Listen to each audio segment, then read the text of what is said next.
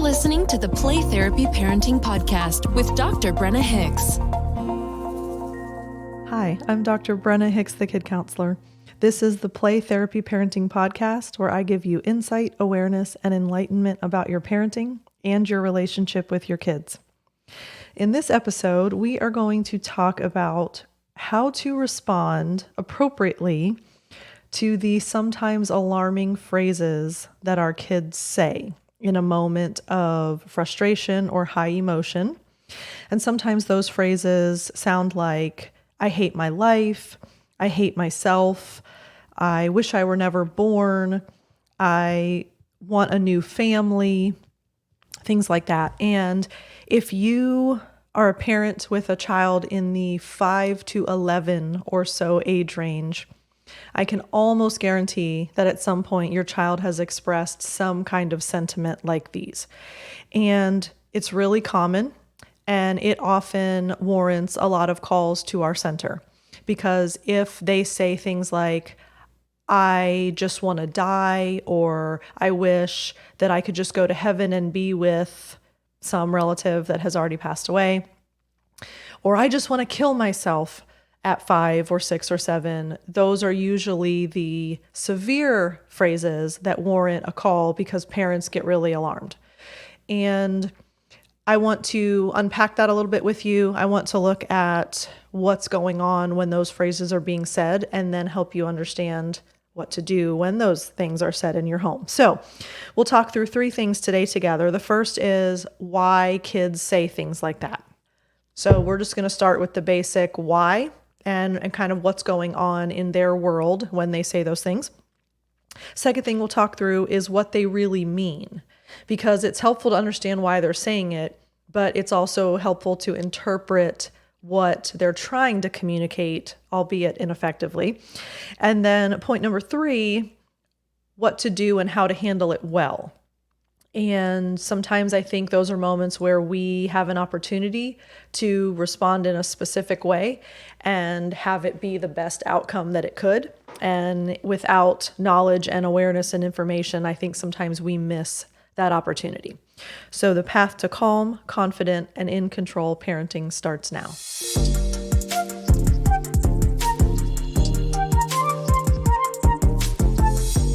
Okay, so we've all been there. We've all had those moments where our child says something that shocks us, alarms us, surprises us, not in a good way. And we tend to, from my experience with our son and from the hundreds, if not thousands of parents that I've talked to about something like this, I think there's one of 3 categories that we will fall into. So the first is we're so shocked that we don't say anything because we're trying to process what they just said, and we kind of stare at them with our mouths open and our eyes really big, and we just kind of sit, and then, we just kind of go in a different direction. So the shock is certainly one reaction. The second is we let our own emotions get the best of us, and we end up crying, or we end up, really worried, and we can't sleep, and, we're ruminating over what they said again and again and again, and it's our own emotions that are wreaking havoc. So second option is we get emotional. Third option is we get into correction mode. So we talk about why they can't say that, or why they can't feel that, or how that's not true, or they should do this or think this or feel this instead. And, that's not okay to say things like that. And so we get into, I'm going to convince you otherwise and tell you not to say and feel that way. So if you are hearing those 3 options and saying, yes, I've done one of those, maybe in different scenarios, you've done more than one. So what is a better alternative? And what do we need to understand about what's going on in the child's world? Why they're saying what they're saying, what they really mean by what they're saying, and then how can we best approach and handle that scenario? So understanding that, I'm going to pause and give you a little free bonus here. So one thing that's really helpful to keep in mind is, and I talk about this all the time with parents at my center and in my private practice, we always want to take what a child says and filter it down to the feeling behind what they're saying. Because if we focus on what they're saying alone, we will usually miss the mark of what they're actually feeling emotionally. Because kids say things but mean something else, because what comes out of their mouth is the cognitive approach for what they're trying to express, but where they really are is in their emotions. So we often get caught in focusing on the words rather than filtering the words down through to a feeling. In other words, what is the child feeling in this moment that is making them say that?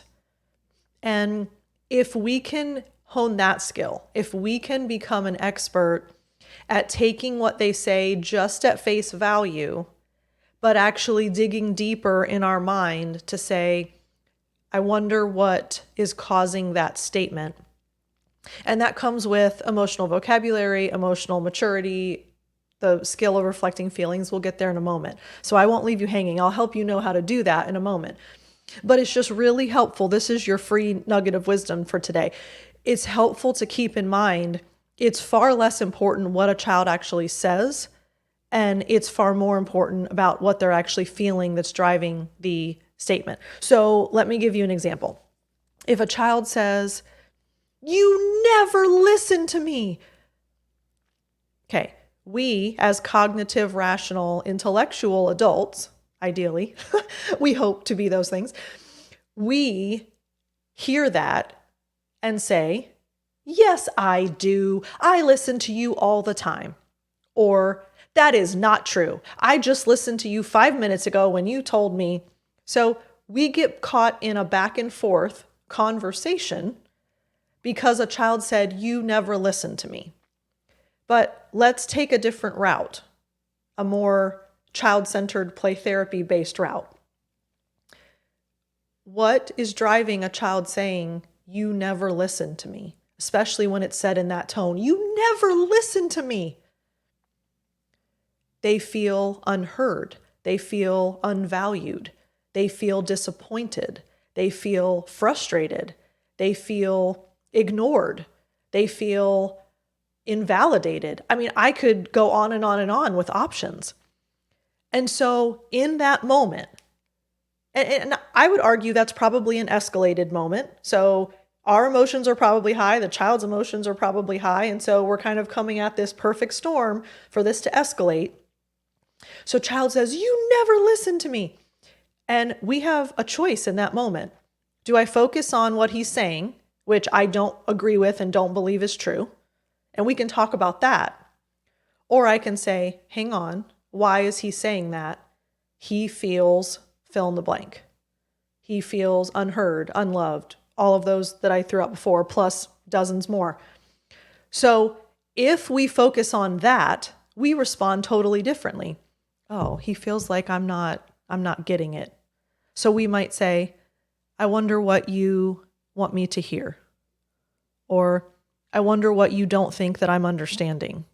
Or, "Tell me again so that I know that I get what you are trying to say." Totally changes the whole dynamic, totally changes the whole setting of that conversation and that interaction. And as always, I know I'm ad nauseum on this, but important, we preserve the relationship in that moment. Because your child just made an attempt to tell you, "This is how I'm feeling. You never listen to me." That's an expression of feeling, albeit an inaccurate, ineffective one, but they're trying to tell you how they feel. And if our response is, "Yes, I do. That's not true. I can't even believe you just said I never listened to you." Look at how there's a greater fracture.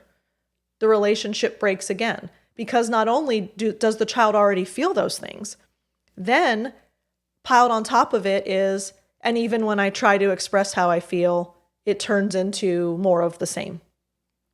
So that was your bonus. Let me get back to the first point. So why they say it is usually, if not always, I'm careful with when I use absolutes, but it's almost always rooted in what they are feeling in that moment. They're here and now. They're emotional. They feel overwhelmed in a scenario like that. When a child says, I hate my life, I hate myself, I wish I were never born, I want a new family. They are feeling so overwhelmed by emotion at that point. They are reacting. So that is an outward reaction and expression to what is going on in their emotions. And so often a child will demonstrate their overwhelm by physically acting out. You'll have children who are very aggressive when they get emotional. You have children that are very impulsive when they get emotional. Sometimes you have kids who are extremely sensitive and volatile. So they'll start crying, they'll start screaming, they'll throw themselves on the floor, they'll have a huge meltdown.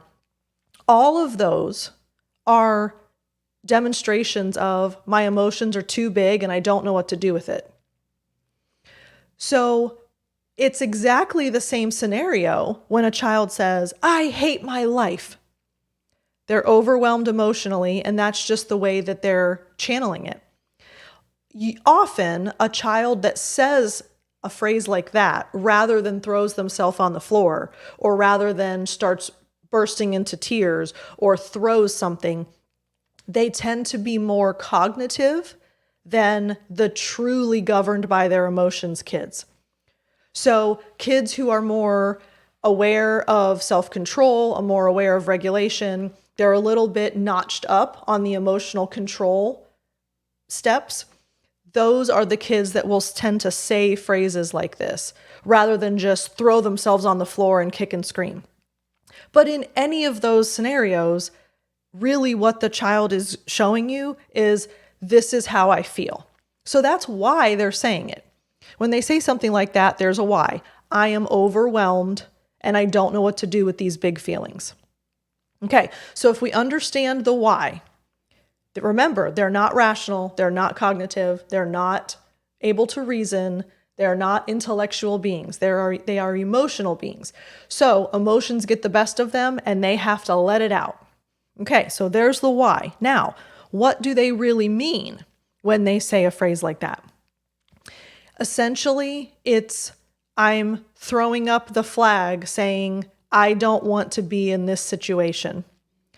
I hate the way I feel. I hate this circumstance. I hate the way this is going. I hate that I got in trouble. I hate that I did something that I shouldn't have.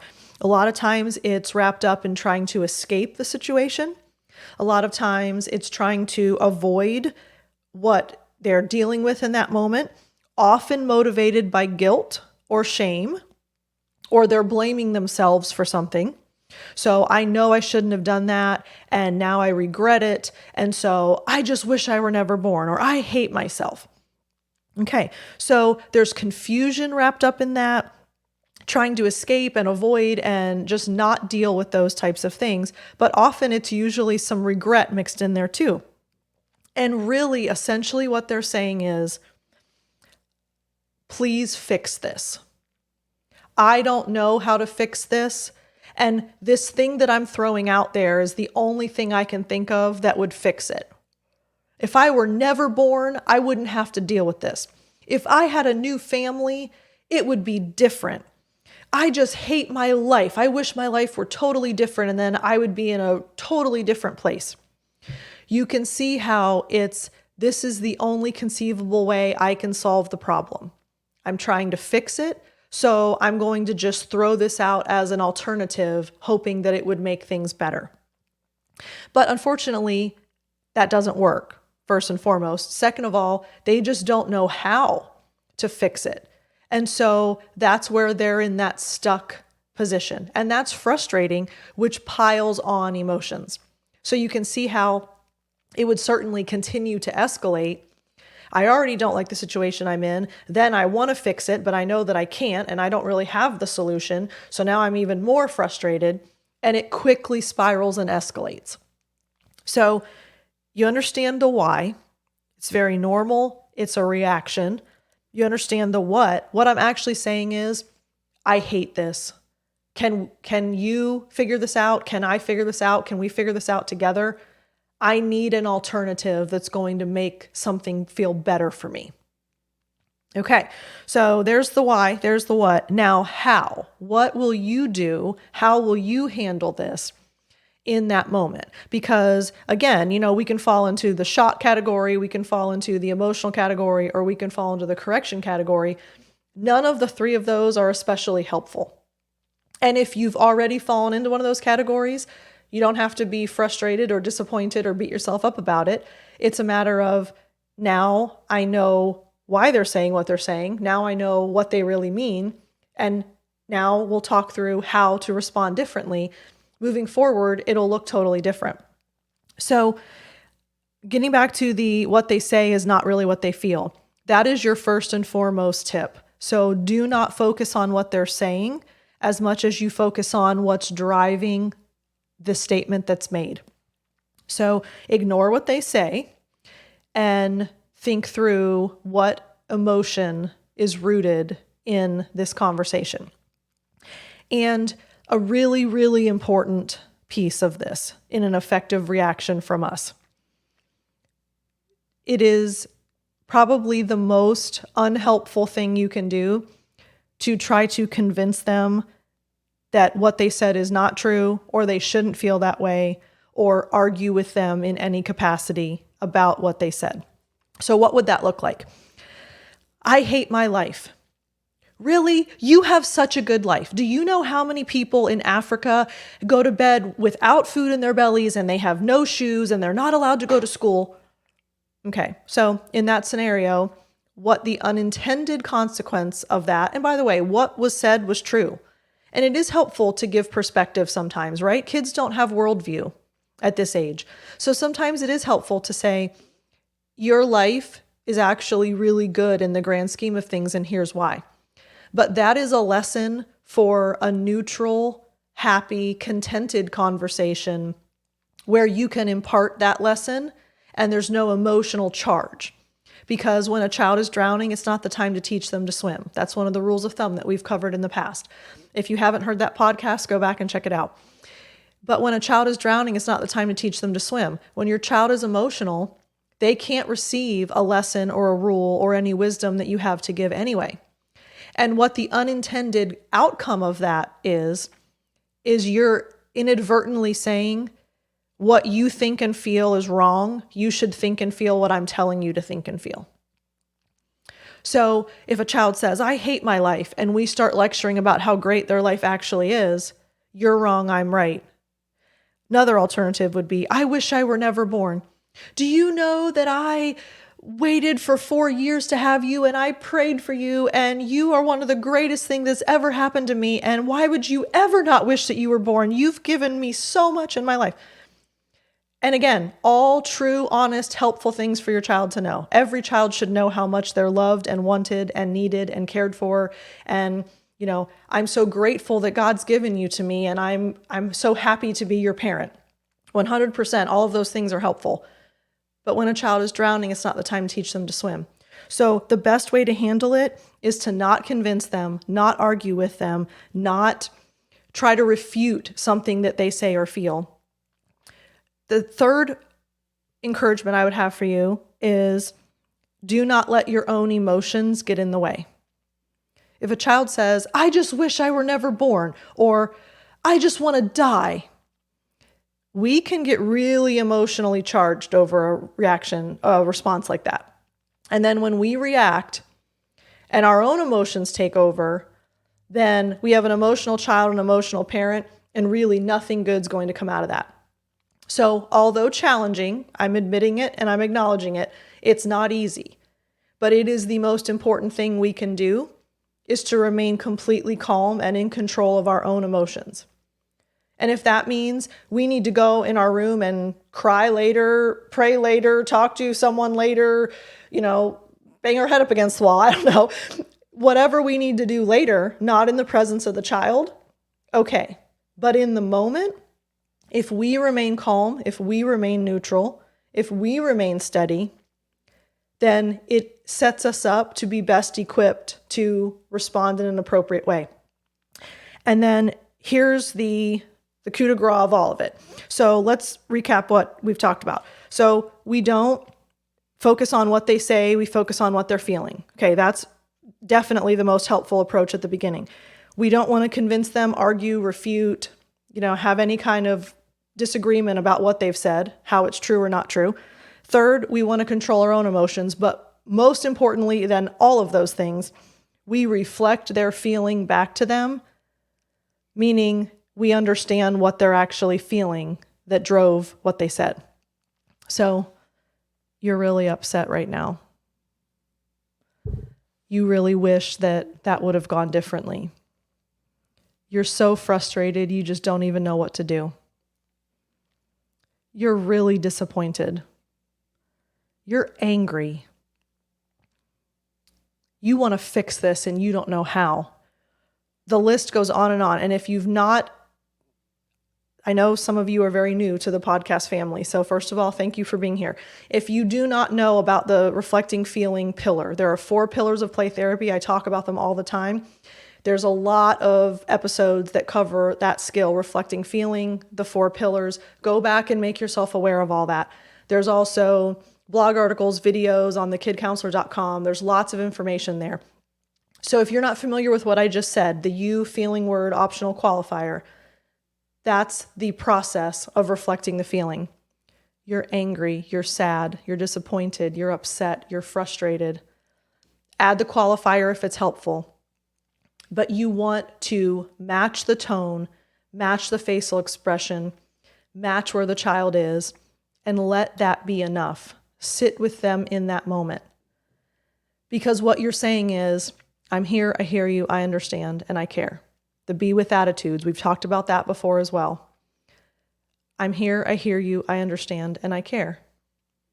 I'm not going to convince you otherwise. I'm not going to argue with you. I'm not going to discount you. I'm not going to dismiss you. I'm not going to burst into tears. I'm not going to freak out and say, oh my gosh, I'm taking you to a therapist. I'm going to say, you're really upset and you don't know what to do. And that is enough. We feel like we have to add more to that. So many times parents say, okay, so after I reflect the feeling, then what do I say? Because we feel that we need to fill silence, and we feel like we need to fix problems, and we feel like we need to swoop in and make everything better. And that is not our job.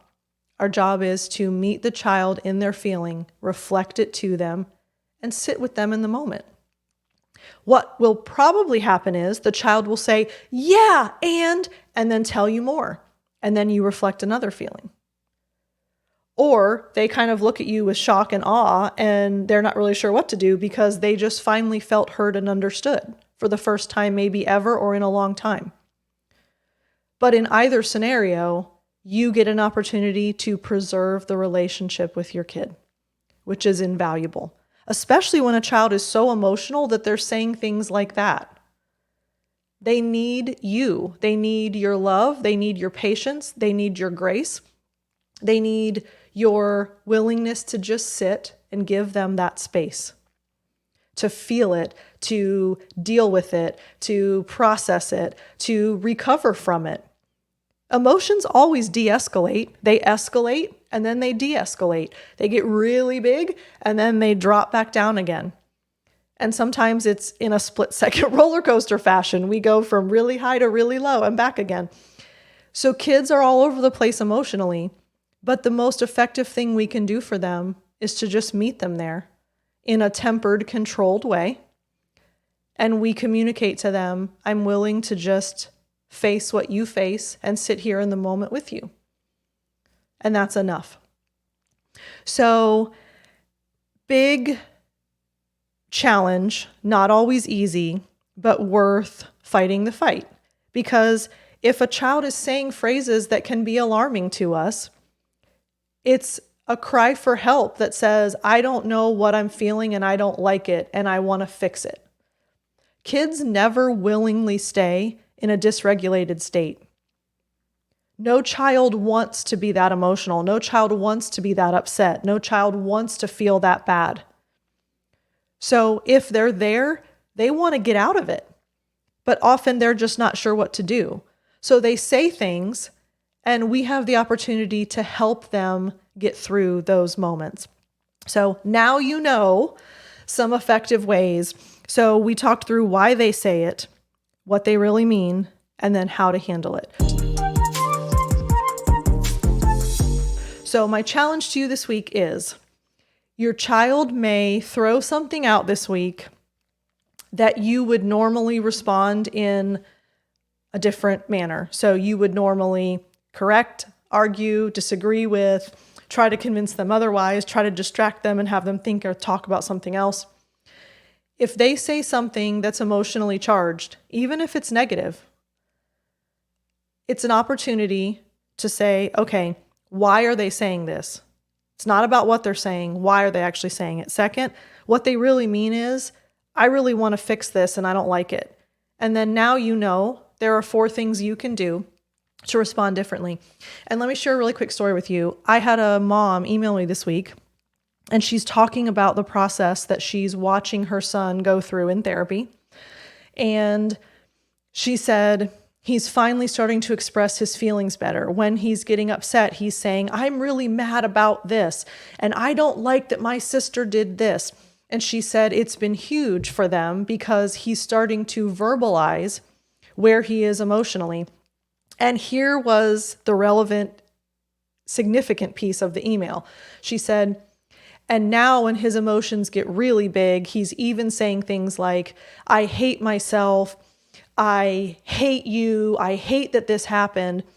And we're aware that this is just big emotions expressed in a big way, but it's still progress because the big emotions used to be expressed in aggression. And now it's being expressed verbally instead. And she considered that a huge area of growth and progress and success, as do I, therapeutically. But she deserves a lot of credit because she's recognizing big picture. What he's saying, he doesn't really mean that he hates himself or someone else. He's just really angry and has really big emotion, and he doesn't know what to do with it. But what he used to do with it was hit his sister when he got mad at her, or throw a shoe at his brother when he got really dysregulated, or hit himself in the leg as self-punishment when he got mad at himself. And now all of a sudden, the big emotions that used to channel into aggression are now being channeled into verbal lashing out. But again, the root is, I have these big feelings and I'm finally figuring out what to do with them. Eventually, he'll get to a point where he won't say those things because he will be further regulated. But please don't mistake phrases like that for an alarming issue. And I do feel it's important because sometimes when a child says, I just want to die, I don't want to live, there is suicidal ideation there. So please know that I'm talking about a 5 to 11-year-old range when they're emotional and they're just lashing out verbally. If your child is older and consistently says things like that, that is worth looking into and getting them in to see someone. So please don't let what I'm saying get misconstrued. I don't want there to be any thought that I'm discounting a child saying, I don't want to live. If they are older, if they are in a very calm, rational state and they say those things, 100% please call and get help. But if your child is overwhelmed emotionally, like this mom's child was, and he's saying, I just hate myself, I hate my sister. Well, all of a sudden she's saying, but he used to throw and hit and kick. And now we're just seeing it verbally instead. Huge progress. So keep that in mind, that your child's going to demonstrate their big emotions in some way, shape, or form. And some are going to do it verbally, but it's not a cause for concern. It's not a cause for alarm. It's an opportunity to look at why they're saying it, what they really mean, and then you are now equipped to respond differently. So when you are in your week and your child says something, you can now have a totally different conversation. And I would love to hear from you. Tell me what that's like. Tell me how that went. Ask questions if you need to. You can reach me at brenna@thekidcounselor.com. By the way, on an exciting note, we have a new podcast site. So please check out playtherapyparenting.com. And if you are new, if you have only been listening for a little while, we actually looked officially, and I've been doing this since the early part of 2018. So if you have not been with me from the beginning, and by the way, those of you long-termers, I so very much appreciate you. You've been with me from the beginning. So if you came on after the beginning of 2018, there are probably episodes that you have not heard. So go to playtherapyparenting.com and they are all archived there. You can click on all of the different episodes. The most recent one is featured, and then there's all of those other options. So you can get caught up and be made aware of all the stuff we've talked about together already. And you will be able to sign up for my newsletter on that site. So playtherapyparenting.com/newsletter is where you will now sign up if you want to be kept in the loop via a newsletter. So as always, thank you for being a part of the Play Therapy Parenting family, and we will talk again soon. Bye. Thank you for listening to the Play Therapy Podcast with Dr. Brenna Hicks. For more parenting training and to subscribe to our newsletter, go to www.thekidcounselor.com.